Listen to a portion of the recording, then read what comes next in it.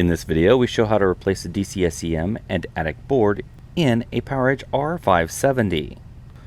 Before working inside your system, read through and follow the safety guidelines to protect your system from potential damage and ensure your personal safety. To remove the DC-SCM and attic card with the cover, risers 1, 3, and 2 removed from the system, disconnect the data cable from the attic card, then lift up on the blue retention clip, and then press back to release the card and slide it out of the system. To remove an attic board from a DC-SCM board, first loosen the 2 captive screws to secure it to the board.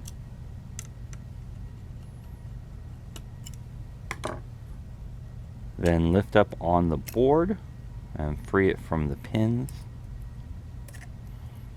To install an attic board, first align it with the pins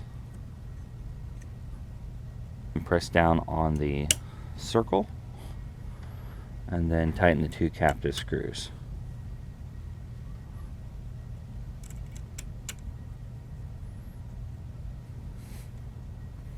To install the DC-SCM and attic card, align it with the rear of the system and slide it all the way in until fully seated, and then press down on the blue retention clip, and then reconnect the data cable to the attic card.